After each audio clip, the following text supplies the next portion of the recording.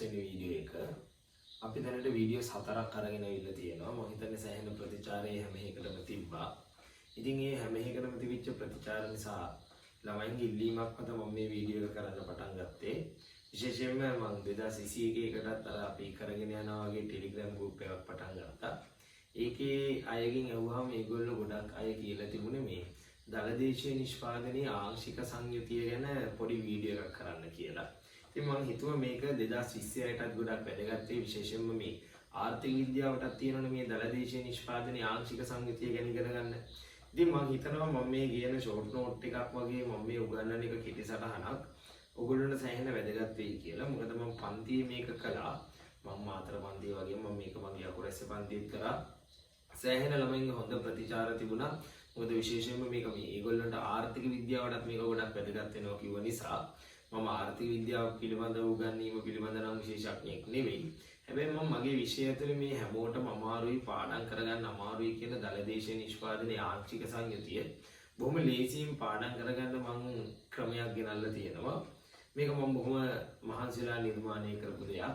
එතකොට මේක ඇතුලේ මම මගේ වචන ටිකක් පාවිච්චි කරනවා. ඒක සාමාන්‍ය සාම්ප්‍රදායික එහෙම නැත්නම් සාමාන්‍ය සම්මතයෙන් ටිකක් එහාට ගියපු වචන වෙන්න පුළුවන්. හැබැයි මේ වචන මං හිතනවා ඔයාලට ගොඩක් ලේසි වෙයි කියන මේක පාඩම් කරගන්න.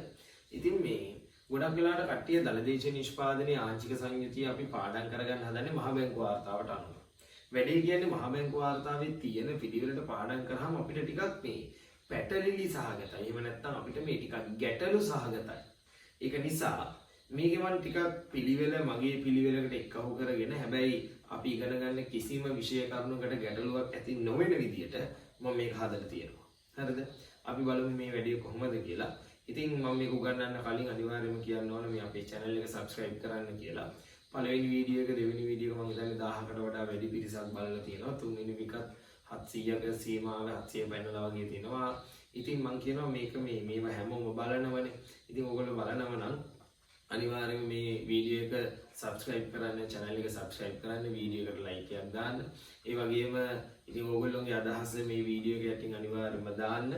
ඉතින් සෑහෙන එකකින් අපි මමත් මොටිවේට් වෙනවා, මමත් අභිප්‍රේරණය වෙනවා මේ වගේ තව දේවල් කරන්න. ඉතින් ඕගොල්ලෝගේ ලස්සන ප්‍රතිචාරය තමයි මට වැදගත් වෙන්නේ. ඒක නිසා මේක subscribe කරපුව නැති කෙනෙක් ඉන්නවනම් අනිවාර්යයෙන්ම මේක subscribe කරන්න. ඉතින් මම හිතනවා මේක ඕගොල්ලන්ට සෑහෙන වැදගත් වෙයි කියලා. අපි පටන් ගමු ඉගෙන ගන්න. මම හිතනවා මේක ඉවරනාට පස්සේ ඕගොල්ලොන්ට සෑහෙන ලොකු වෙනසක් ඇති වෙයි කියලා. අපි බලමු මොකක්ද මේක වෙන්නේ කියලා. ඇත්තටම මේක හරිය ලස්සන කතාවක්. මේක හොඳ ෂෝට් නෝට් එකක්. ඕගොල්ලෝ ඉගෙන ගන්න කලින් ඕගොල්ලොත් කොලයක් අරගෙන ලෑස්ති වෙන්න. ගන්න ඕගොල්ලොත් කොලයක්. ඕගොල්ලෝගේ කොලේ මේ අතර ගන්න එපා. ඕගොල්ලෝගේ කොලේ මේ අතර ගන්න එපා. කොලේ මේ පැත්තට අරගන්න. හරිද? කොලේ මේ පැත්තට අරගෙන දැන් හිතන්නකො මේ බෝඩ් එක කියලා කොලේ කියලා මට මේ දෙපැත්ත වෙන් කරලා තියා ගන්න ඕන. ඒ කියන්නේ මෙන්න මේ වගේ මට කොලේ දෙපැත්ත මෙහෙම වෙන් වෙන්න ඕන. හරිද? ඒතර මම ලියන ඔක්කොම ලියන්නේ මැදින් විතරයි. හරිද? මේක තියෙනවා පොඩි ලස්සන කතාවක්. අපි බලමු. හරි. ඉතින් මම මේ කතා කරන්නේ දලදේශීය නිෂ්පාදනයේ ආංශික සංයුතිය. එතකොට දලදේශීය නිෂ්පාදනය කියන්නේ අපි දන්නවා රටක් ඇතුළේ නිෂ්පාදනය කරන සියලුම භාණ්ඩ සහ සේවාවල වටිනාකමනේ අපේ දලදේශීය නිෂ්පාදනය කියන්නේ. ඉතින් මේ දලදේශීය නිෂ්පාදනය මහ බැංකුව වර්ග කරනවා ප්‍රධාන වශයෙන්ම ආකාර දෙකකට.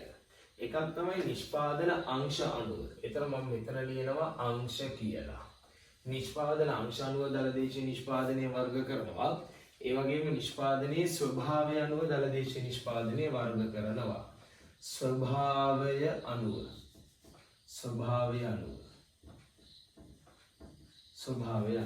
මේ නිෂ්පාදන අංශවලට තව නමක් කියනවා කර්මාන්ත මූලය කියලා. ඒ අනුව දලදේශීය නිෂ්පාදනය වර්ග කරනවා නිෂ්පාදන අංශ සහ නිෂ්පාදන අංශයවත් කර්මාන්ත මූලය සහ ස්වභාවය අනුව. වැඩේ කියන්නේ මහ බැංකු වාර්තාව ගත්තාම ඒකේ තියෙන දේවල් එහාට මෙහාට ගිහිල්ලා අපිට පැටලිලි සාගත වෙනවා. හැබැයි මේ මම කියන පිළිවෙලටම යමු, මම කියන විදිහටම පාඩම් කරගමු. ඒ වුණාම පුදුම ලේසි. හරිද? මගේ ගාව තියෙන පුංචි පුංචි ලේසි වචන ටිකකුත් ඒ ටිකත් එක්ක මේ වැඩේ කරගෙන යහම පුදුම ලේසි. ඉතින් දලදේශීය නිෂ්පාදනයේ තියෙන සියලු අයිටම් ගොඩවල් 12කට බෙදනවා. හරිද?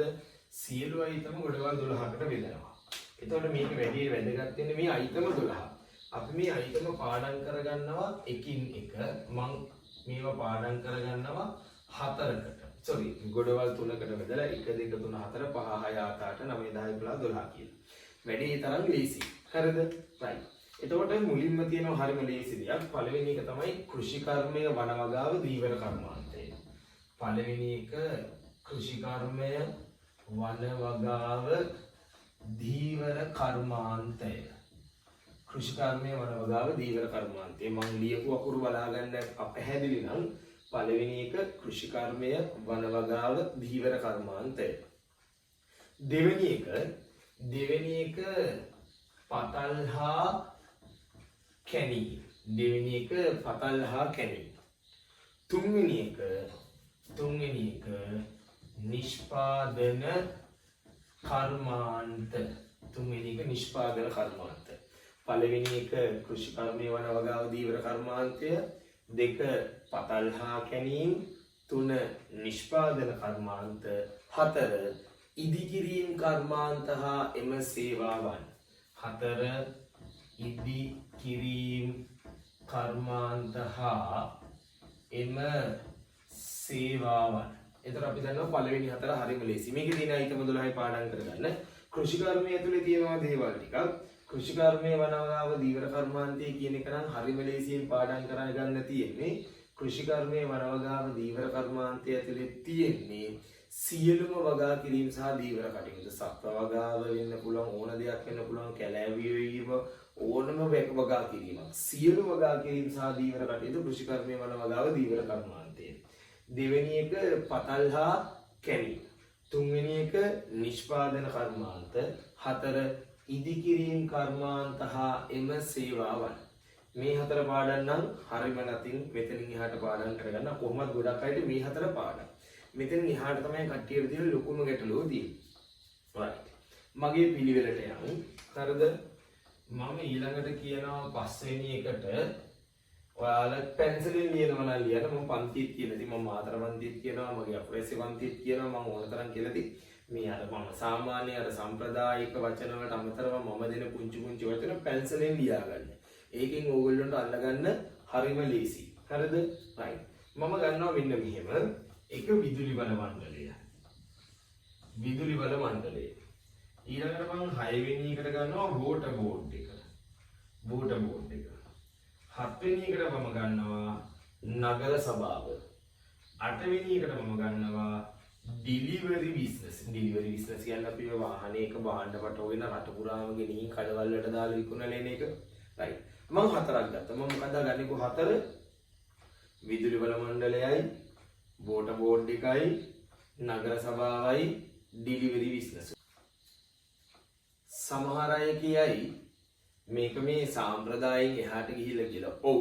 ඉතින් අපිට පාඩම් කරන්න අමාරුනාම අපි මොකක් කරන්න ඕනද? මොනවා හරි ක්‍රමයක් අනුගමනය කරන්න එපයි. මෙන්න මම අනුගමනය කරන ක්‍රමය ආයතන 4ක් මතක තියාගන්නකෝ.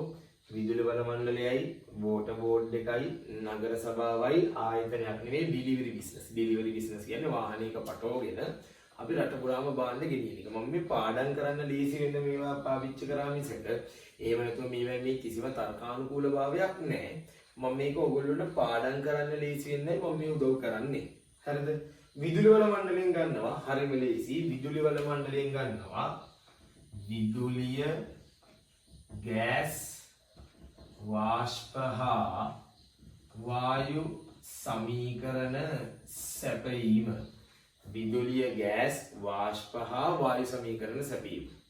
විදුලි බල මණ්ඩලයෙන් ගත්තේ විදුලිය, ගෑස්, වාෂ්ප හා වායු සමීකරණ සැපීම. දැන් ඔන්න මම අයිතම 5ක් අරගෙන තියෙනවා. 1 කෘෂිකර්මය වනවගාව දීවර කර්මාන්තය, 2 පතල්හා කැණීම්, 3 නිෂ්පාදන කර්මාන්ත, 4 ඉදිකිරීම් කර්මාන්ත හා එම සේවාවන්. ඊළඟට මම විදුලි බල මණ්ඩලයෙන් ගත්තා විදුලිය, ගෑස්, වාෂ්ප හා වායු සමීකරණ සැපීම. ඊළඟට මම ගත්තේ වෝටර් බෝඩ් එකනේ. වෝටර් බෝඩ් එක කරන්නේ ගඟෙන් හරි කොහෙන් හරි ජලාශයකින් වතුර අරගෙන බෙදා හරින එක, පිරිසිදු කරලා බෙදා හරින එක. ඉතින් වෝටර් බෝඩ් එක මම හරිම සිම්පල් විදිහට කියනවා ජලය පිරිසිදු කිරීම හා බෙදා හැරීම. ජලය පිරිසිදු කිරීම හා බෙදා හැරීම. වෝටර් බෝඩ් එක කරන්නේ වතුර පිරිසිදු කරලා බෙදා හැරීම. දැන් මම අයිතම 6ක් කියලා තියෙනවා අයිතම 12න් දලදේශ නිෂ්පාදනයේ අපිට තියෙන අයිතම 12යි 6ක් පුළුවන්. 1 කෘෂිකර්මයේ වන වගාව දීවර කර්මාන්තය, 2 පතල්හා කැනීම, 3 නිෂ්පාදන කර්මාන්ත, 4 ඉදිකිරීම කර්මාන්ත ඒව සේවාවන්. 5 විදුලි බල මණ්ඩලයෙන් ගත්ත විදුලිය ගෑස් වාෂ්ප හා වායු සමීකරණ සැපීම. ඊළඟට වෝටර් බෝඩ් එකෙන් ගන්නවා ජලය පිරිසිදු කිරීම හා බෙදා හැරීම. ඔය 6 හරිනම් ඊළඟට තියෙන නගර සභාව. නගර සභාව මොකද්ද කරන්නේ?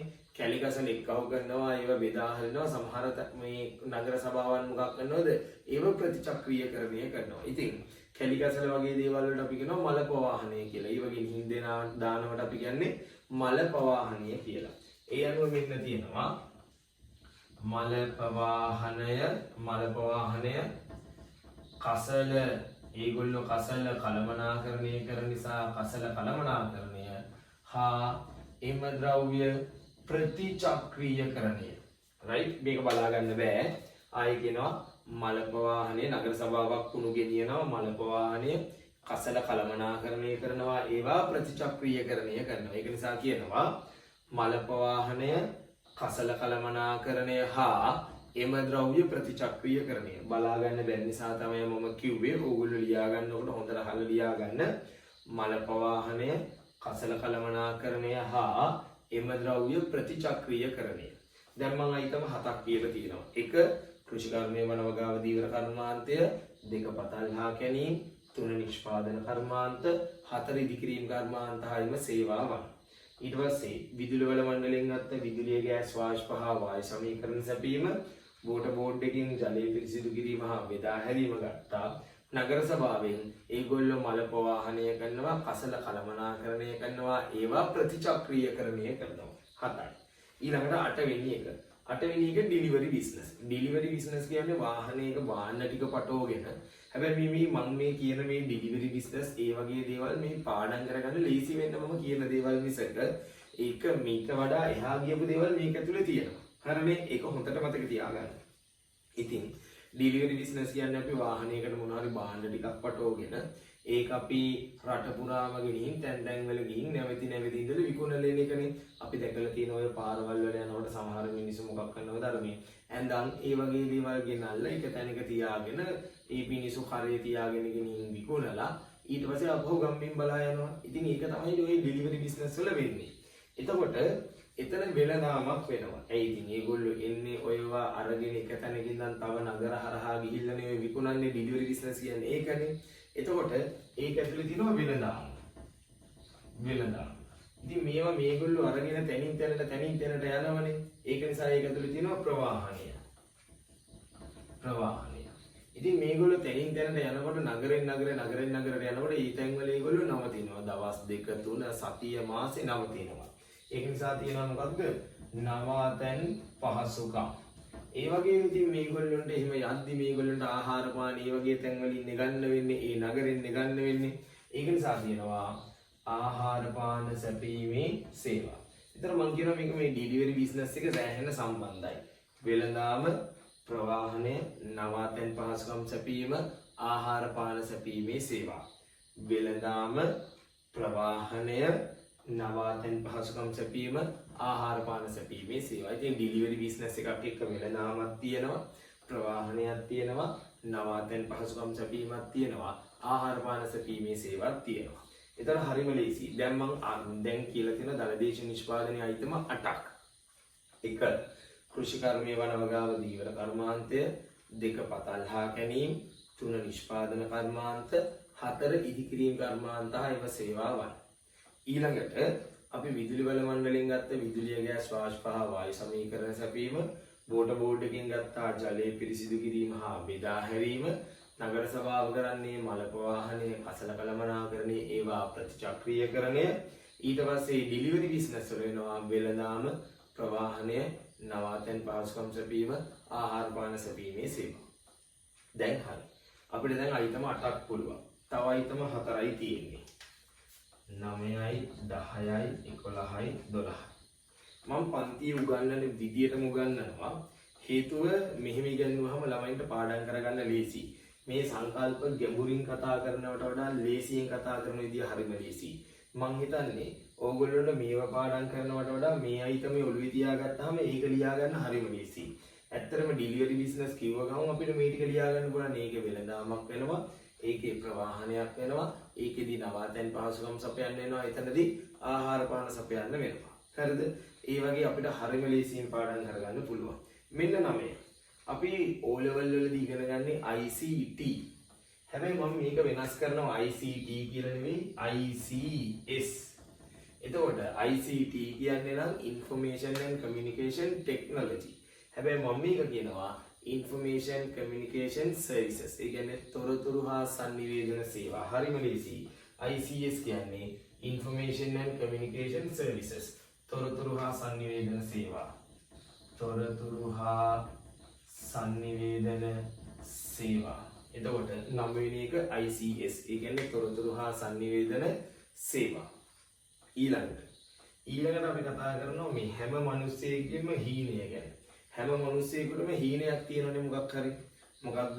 හැම මිනිස්සෙකගෙම හීනයක් තමයි ණයක් කොහෙන් හරි අරගෙන. ඒ ණයෙන් මොකක් කරනවද? කොහොම හරි කළා ඉඩමක් අරගෙන. ඊට පස්සේ ඒ ඉඩම දෙයියනේ කියලා ගෙයක් හදලා. ඒ ගෙට මොන හරි හානියක් වෙනවා නම් සාමාන්‍ය මිනිස්සු මොකක් කරනවද? ඒ ගෙට ඒ ආගොඩනගන දේට මොකක් කරනවද? ඉන්ෂුරන්ස් එකක් දානවා.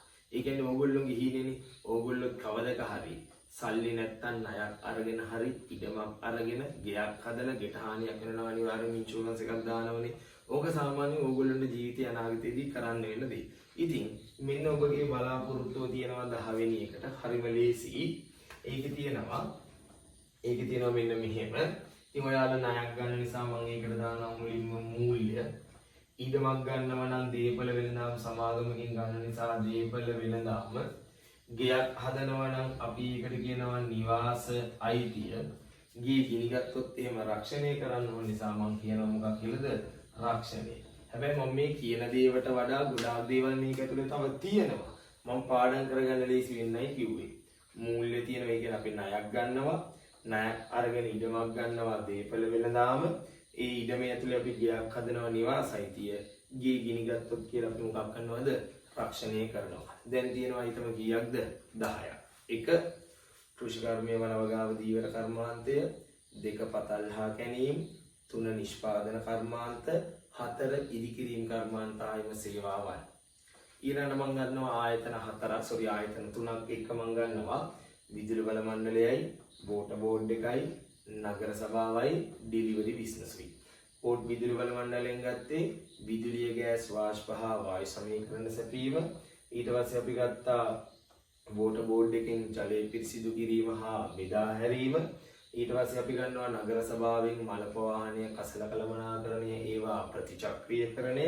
ඊළඟට මම ගත්තා ඩිලිවරි බිස්නස් වලින් වෙළඳාම, ප්‍රවාහනය, නවාතැන් පහසුකම් සැපීම, ආහාර පාන සැපීමේ සේවා. ඊළඟට අපි ඉගෙන ගත්තා ICT නෙමෙයි මෙතෙන්ද ගත්තේ ICS. ICS කියන්නේ තොරතුරු හා සංනිවේදන සේවා, Information and Communication Services කියන එක. ඊළඟට මම ගත්තා ඕගොල්ලෝගේ අනාගත හීනේ. ඕගොල්ලෝගේ අනාගත හීනේ තමයි ගයක් කොහොම හරි ගයක් හදාගන්න ණයක් ගන්නවා මූල්‍ය, ඉඩමක් ගන්නවා දීපල වෙළඳාම, ගයක් හදා ගන්නවා නිවාස අයිතිය, රක්ෂණය. දැන් මේ අයිටම 10ක් කතා කරගෙන එනකොට ඕගොල්ලොන්ට උගන්වන අපි වගේ මිනිස්සු මේ අයිටම 10න් එකකවත් දැක්කද? මේ ගුරුවරු කියන්නේ වෘත්තිකයෝ. ඒතර මේ වෘත්තිකයෝ දැක්කේ නැහැනේ. ඒතර මේ වෘත්තිකයෝ ටිකත් අපි මේ වෘත්තිකයෝ කරන දේ රටේ දලදේශ නිෂ්පාදනයේට අයිතිනේ. දලදේශ නිෂ්පාදනය කියන්නේ අපේ රටේ හදන සියලුම භාණ්ඩ හා සේවා. ඒව නෙමෙයි අයිටම 12කට බෙදලා තියෙන්නේ. ඉතින් ගුරුවරු උගන්වන එක එහෙම මේක ඇතුලේ නැහැනේ. පෞද්ගලික අංශයේ ගුරුවරු වගේ. ඒක නිසා ඔන්න ඕගොල්ලෝගේ හීනෙන් පස්සේ ඕගොල්ලෝගේ හීන හැබෑ කරපු ගුරුවරු වගේ කට්ටිය හොයන්න ඕන. ඕගොල්ලෝගේ හීන හැබෑ කරපු ගුරුවරු වගේ කට්ටිය ඉන්න ඕන ඕගොල්ලන්ට පල්ලෙහායි.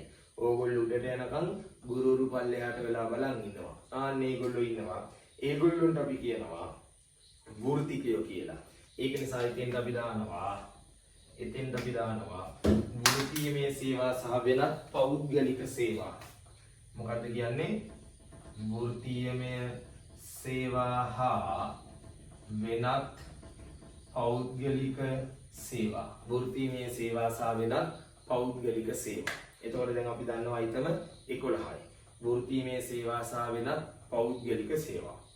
මේක ඇතුලේ දැන් අපි අයිටම 11ක් කතා කරලා තියෙනවා. අපිට ඉතුරු වෙලා තියෙන්නේ තව එකම එක අයිටමයයි. මොකක්ද ඉතුරු වෙලා තියෙන අයිටමය? බලන්නකෝ මේක ඇතුලේ අපිට කිසිදු රාජ්‍ය සේවාවක් තාම පෙනුනේ නැහැ. එහෙනම් අපිට ඊළඟට දාන්න තියෙන්නේ රාජ්‍ය සේවාවන් ටික. ඉතින් රාජ්‍ය සේවාවන් මොනවද? අපේ රටේ තියෙන ප්‍රධානතම රාජ්‍ය සේවාවන් මොනවද? මම කියන්නම්කෝ මෙහෙම. හමුදාවෙන් පොලිසියෙන් මොකක්ද මේ සපයන සේවාව? හමුදාවෙන් පොලිසියෙන් අපිට සපයන්නේ ජාතික ආරක්ෂාව. ජාතික ආරක්ෂාව. ඉස්කෝලවලින් අධ්‍යාපනය.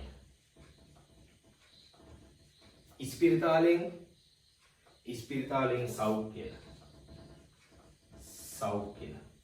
ප්‍රාදේශීය ලේකම් කාර්යාල වගේ දේවල් හරහා වෙන්නේ රාජ්‍ය පරිපාලනය. ඊට පස්සේ සමෘද්ධිය වගේ මිනිස්සුන්ට උදව් කරන වගේ දේවල් තියෙනවනේ. ඒවට අපි කියනවා සමාජ ආරක්ෂක සේවා.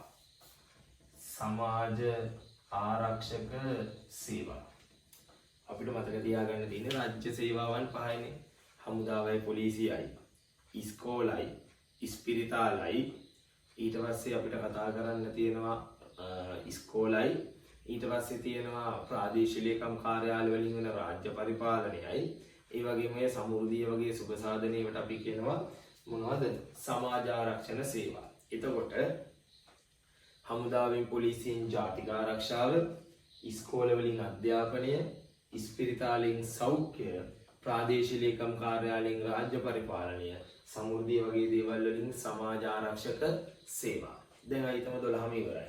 මේ අයිතම 12 ඕගොල්ලන්ට පිළිවෙලට පුළුවන් කියන්නේ කාර්මික සේවා වර්ගීකරණයත්, ප්‍රාථමික, ද්විතීක, තෘතීක වර්ගීකරණයත් ඕගොල්ලන්ට කිසිදු ගැටලුවකින් තොරව පුළුවන්.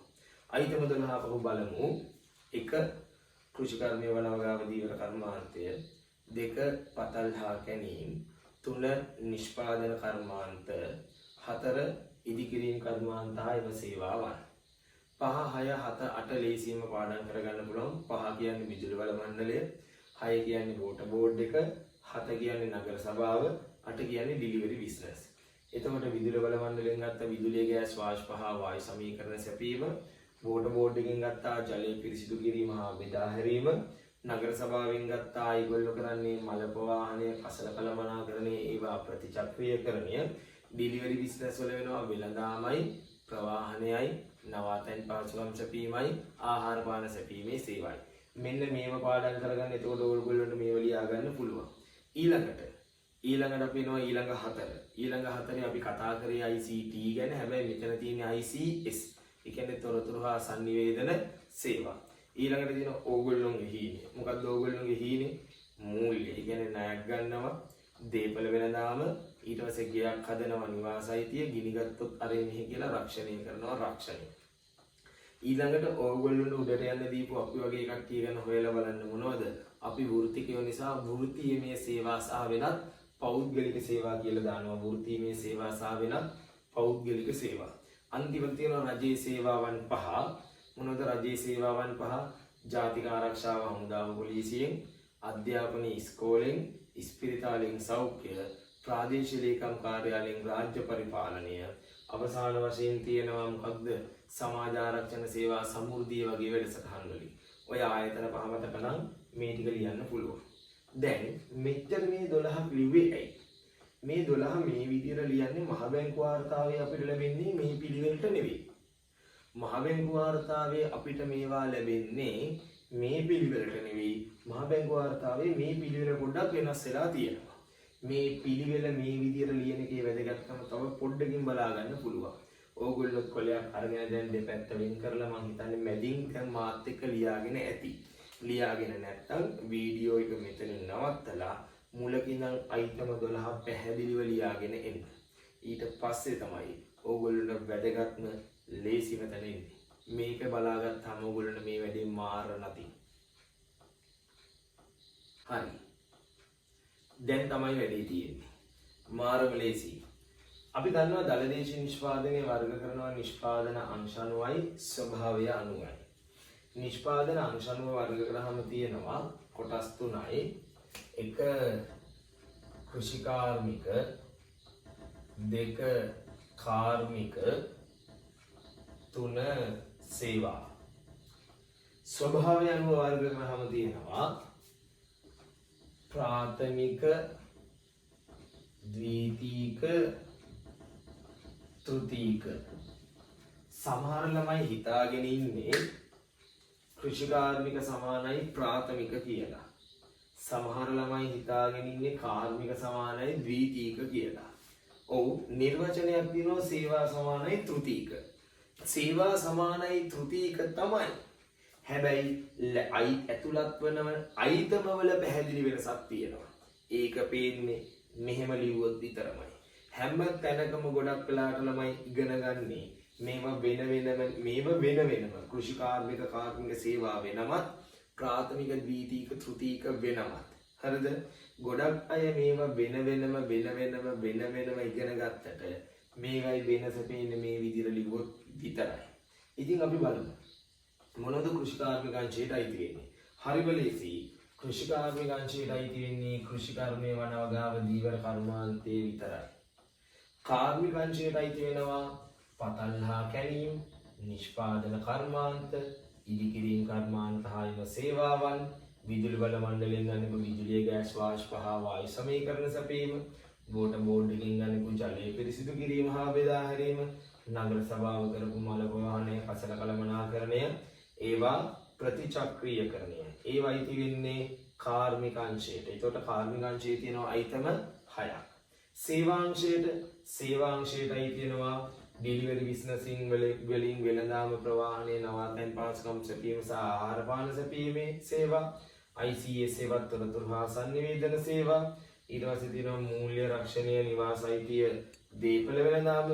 ඊළඟට තියෙනවා වෘත්තීයමය සේවා සහ වෙනත් පෞද්ගලික සේවා. අන්තිමටම තියෙනවා මොකක්ද? ජාතික ආරක්ෂාව, අධ්‍යාපනය, සෞඛ්‍ය, රාජ්‍ය පරිපාලනය සහ සමාජ ආරක්ෂණ සේවා. එතකොට කෘෂිකර්මයේ වනවගාව දීවර කර්මාන්තයේ කෘෂිකාර්මික අංශයට 2, 3, 4, 5, 6, 7 කියන අයිටම ටික කාර්මික අංශයට, සේවාවලට වෙළඳාමේ සිට මේ 12ට යනකම් 8 සිට 12ට දක්වා සේවා. අපි දැන් බලමු ප්‍රාථමික. අපි දන්නවා ප්‍රාථමික වලට අපි කියනවා දරුවෝ නිෂ්කර්ෂක කියලා. ප්‍රාථමික වලට කියනවා නිෂ්කර්ෂක. ප්‍රාථමික සමානයි නිෂ්කර්ෂක. ද්විතීක සමානයි නිර්මාණක.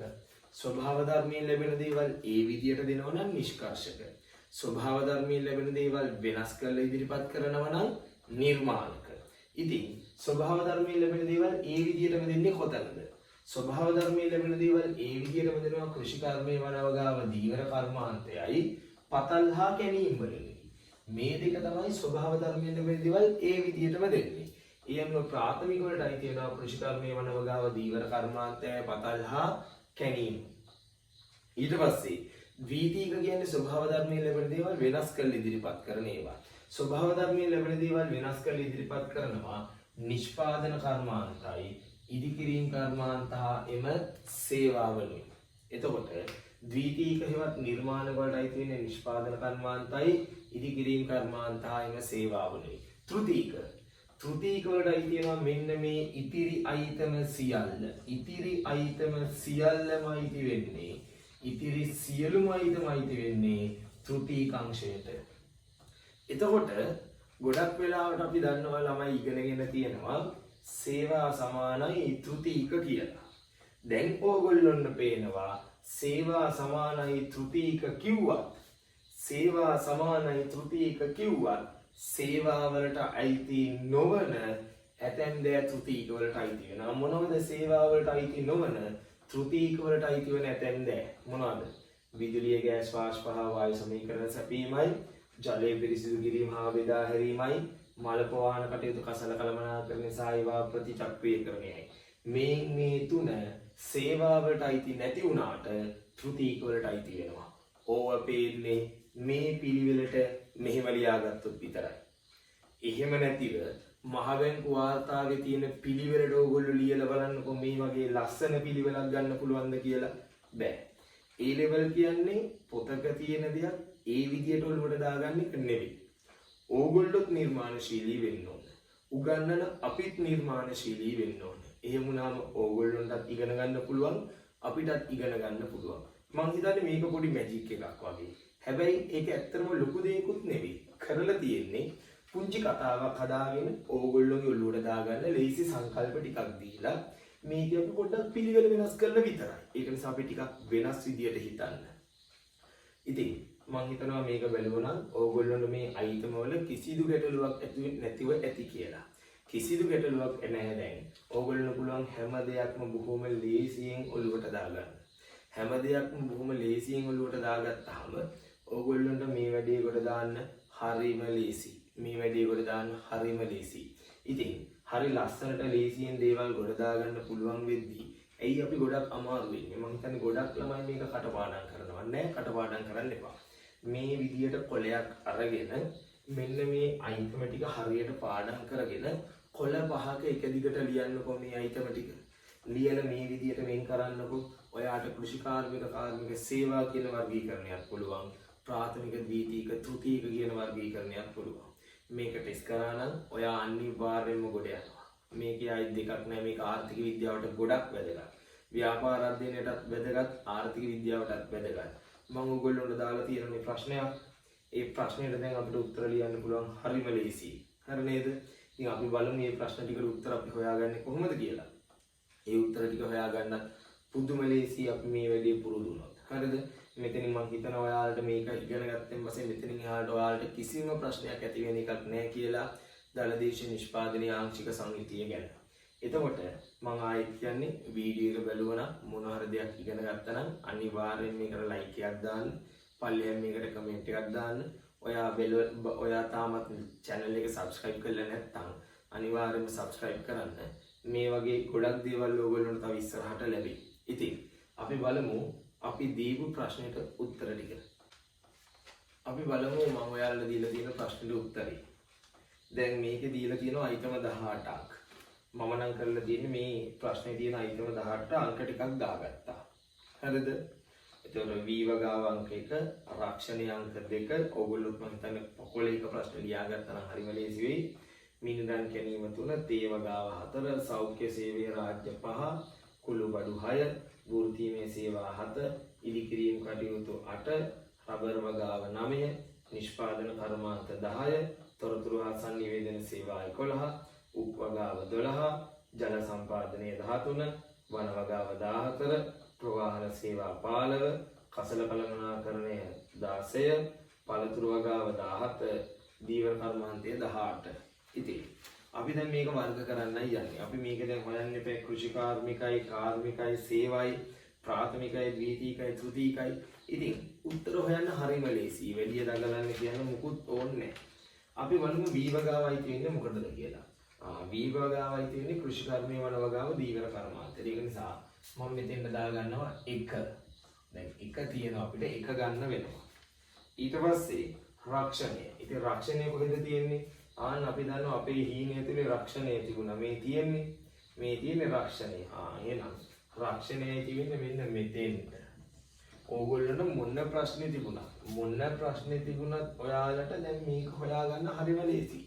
මේ අයිටම 12 ඔයා දන්නවා නම් මේ අයිටම 12ට දාගන්න විතරයි තියෙන්නේ. ඊට පස්සේ මිනි රන් කැනීම. මිනි රන් කැනීම කියන්නේ පතල් හා කැනීම. එතකොට පතල් හා කැනීම වලට අපිට දාගන්න පුළුවන් අංක 3. පතල් හා කැනීම වලට අංක 3. තේ වගාව කියන්නේ සියලු වගා කිරීමනේ. ඒ අනුව තේ වගාව අංක 4ත් අපිට දාන්න වෙන්නේ කෘෂි කර්මාන්තය කියන එකට. ඊට පස්සේ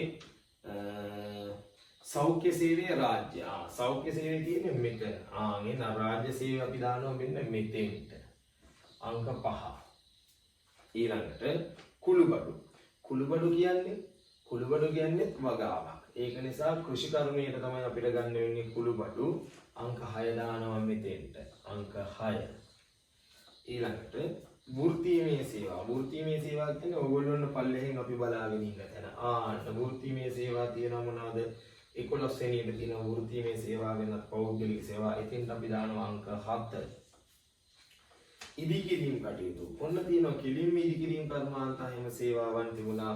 ඉදිකිරීම් කටයුතු අපි දානවා මෙතෙන්ට අංක 8. ඊළඟට තියෙනවා රබර් වගාව. රබර් වගාවයි තියෙන්නේ කෘෂි කර්මාන්තයට. වගා කිරීමේ සියලු වගා කිරීම කෘෂි කර්මාන්තයට. ඒ අනුව මෙතෙන් අංක 9ක් එනවා. කෘෂි කර්මාන්තයට අයිතම ගොඩක් තියෙනවා. සියලු වගා කිරීම තියෙනවනේ. ඒක නිසා. ඊළඟට තියෙනවා නිෂ්පාදන කර්මාන්ත. නිෂ්පාදන කර්මාන්ත ඔන්න තියෙනවා එහෙම්මම මෙතෙන් අංක 10. ඊළඟට තොරතුරු සංනිවේදන සේවා ICS ඔන්න තියෙනවා. ICS කීයද? 11 වෙනි එක. ආන්න මෙතෙන්ට දානවා අපි අංක 11. දැන් මේ එක එකක් මොකටද අයිති වෙන්නේ කියලායි බලන්නේ. උක් වගාව. උක් කියන්නේ සියලු වගා කිරීම. එතකොට උක් වගාව 12. මම මෙතෙන්ට දානවා අංක 12. අංක 12. අංක 12. මට ගාන හදාගන්න ලේසි වෙන. නැත්නම් ඉලක්කම් එකතු කර කර දඟලන්න වෙනවා ගොඩක්. ඊට පස්සේ තියෙනවා ජල සම්පාදනය. මේ තියෙන්නේ ලේසියෙන්ම ජල සම්පාදනය කියනවා. ජලය පිරිසිදු කිරීම හා බෙදා හැරීමනේ ජල සම්පාදනය. මෙතෙන්ට දානවා මම අංක 13. අංක 13. වන වගාව. සියලු වගා කිරීම තියෙන්නේ උඩ කෘෂි කර්මාන්තික නිසා වන වගාවත් මම මෙතෙන්ට දානවා. වන වගාව. වන වගාව කියන්නේ අංක 14. 12න් පස්සේ තියෙනවා 14. 14ක් තියෙනවා. ඊළඟට ප්‍රවාහන සේවා. ප්‍රවාහන සේවා කියන්නේ 15. ඒතකොට ප්‍රවාහන සේවා දාන්න වෙන්නේ මෙතෙන්ට. මේ ඩිලිවරි බිස්නස් වලනේ ප්‍රවාහනය තිබුණේ. ඒක නිසා මම මෙතෙන් දානවා අංක කීයද? 15. අංක 15. ඊට පස්සේ තියෙනවා කසල කළමනාකරණය. කසල කළමනාකරණය තියෙන්නේ මෙතන. කොහෙද? මල ප්‍රවාහනයේ කසල කළමනාකරණයනේ. එතෙන්ට දානවා මම 16. මෙතන ඉඩමදි නිසා මම මෙතනින් දා ගන්නවා 16. ඊළඟට පළතුරු වගාව. සියලු වගා කිරීම කෘෂි කර්මාන්තයට ඒක නිසා 17ත් මම මෙතෙන්ට දානවා. 17. අන්තිමට තියෙනවා දීවර කර්මාන්තය. ඒ දීවර කර්මාන්ත ඒක ඇතුළේ මේ තියෙන ඒක නිසා මම මෙතෙන්ට දානවා 18. ඉතින් දැන් අපිට ඔක්කොම ටික තියෙනවා. දැන් අපිට අගයන් හොයන්නයි තියෙන්නේ. එතකොට කෘෂි කර්මාන්ත අංශයේ දායකත්වය හොයන්න අපි එකතු කරන්න ඕන 1 4 6 9 12 14 18. එතකොට එක තියෙනවා 435ක්. දැන් ඔයගොල්ලෝ බලන්න ඕන 435යි. ඊට පස්සේ හතරවෙනි එක තියෙනවා තේවගාව 114යි. ඊට පස්සේ 6 කුළුබඩු වල 19යි. 9 තියෙනවා රබර් වගාවේ 120යි. ඊට පස්සේ 12 තියෙනවා උක් වගාව 34යි. ඊළඟට තියෙනවා 14 වන වගාව 17යි. ඊට පස්සේ තියෙනවා 17 පළතුරු වගාව 97යි. 18 තියෙනවා දීවර කර්මාන්ත 170යි. ඒ ප්‍රශ්න වලට උත්තර හොයමු. අපෙන් අහනවා කෘෂි කාර්මික අංශයේ දායකත්වයේ කියලා. ඉන් කෘෂි කාර්මික අංශයේ දායකත්වයට මෙතන තියෙන අයිටම් වලින් පළවෙනි එකයි, හතරවෙනි එකයි, හයවෙනි එකයි, නවවෙනි එකයි, 12වෙනි එකයි, 14යි, 17යි, 18යි ඔය ටික එකතු වෙනවා. එතන මෙන්න අයිටම් ටික එකව කරලා තියෙනවා. කෘෂි කාර්මික අංශයේ දායකත්වයේ 1006ක් එනවා. 1006යි. ඊට පස්සේ අපෙන් අහනවා කාර්මික අංශයේ දායකත්වය. ඉතින් කාර්මික අංශයට අයිති වෙන්නේ මේකයි මෙතෙන්ට එනවා. එතකොට අපිට එකතු කරන්න වෙනවා 3යි 10යි 8යි 13යි 16යි. ඔය ටික තමයි අපිට එකතු කරන්න තියෙන්නේ. එතකොට අපි බලමු උත්තරේ කීයද කියලා. තුන්වෙනි එක කියන්නේ දරුවෝ මේකේ තියෙන විදියට නම් තුන්වෙනි එක කියන්නේ මිනිරන් කැනීම. එතකොට මිනිරන් කැනීමේ තියෙනවා 12ක්. ඊළඟට තියෙනවා 10 වෙනි එක ගන්න කියලා කියනවා නිෂ්පාදන කර්මාන්ත 320යි. නිෂ්පාදන කර්මාන්ත 320යි. ඊළඟට ඉදිකිරීම කර්මාන්ත වල තියෙනවා 8 වෙනි එක 439යි. 439යි. ඊළඟට විදුලිය ගෑස් වාෂ්පාව වායු සමීකරණ සැකීමෙන් එකක්වත් නැහැ. ජලය පිරිසිදු කිරීම හා බෙදා හැරීමේ තියෙනවා 13ක් 121යි. 121යි 13 වෙනි එක. මල ප්‍රවාහනයේ කසල කළමනාකරණයේ ද්‍රව්‍ය ප්‍රතිචක්‍රීයකරණයේ තියෙනවා 16 වෙනි එක 76යි. 76යි. එතන අපි අගයන් ටික එකතු කරලා බලමු. 9යි 2යි 11යි 12යි 6යි 18න් 8. ඊට ඉතුරුයි එකක් 1 1 2 2 2 4 4 3 7 7 2 9යි 9 7 16 6 ඉතුරුයි එකක් 3 1 4 4 8යි 1යි 9යි 968යි කාර්මික අංශයේ දායකත්වයේ 968යි ඊළඟට අපිට අහපුව තියෙනවා සේවා අංශයේ දායකත්වයේ එකතු කරන්න. ඉතින් සේවා අංශයේ දායකත්වයේ බලා ගන්නකො මම ඉලක්කම් දාලා තියෙන හරිම ලේසි 15යි 11යි 2යි 7යි 5යි. එතකොට 15ට දිනම 15 කියන්නේ ප්‍රවාහන සේවා 288යි 288යි ඊළඟට තොරතුරු හා සංනිවේදන සේවා කියලා 11 වෙනි එක තියෙනවා 135යි 135යි ඊළඟට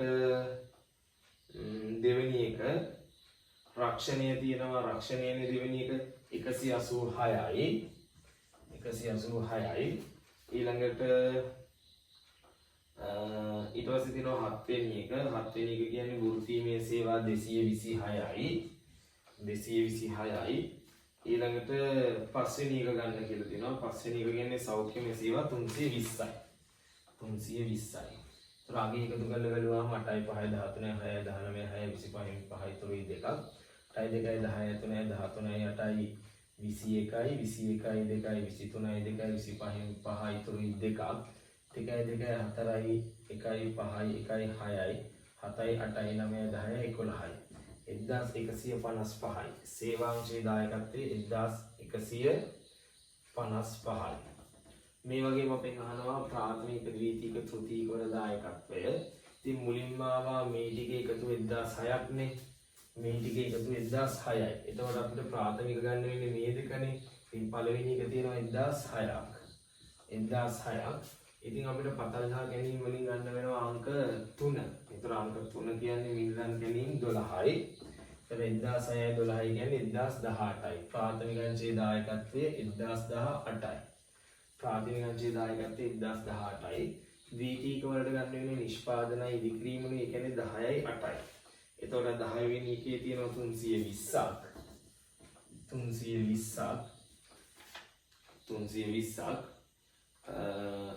ඊළඟට තියෙනවා 8 වෙනි එකේ 8 වෙනි එක කියන්නේ ඉදිකිරීම කටයුතු 439යි. 439යි.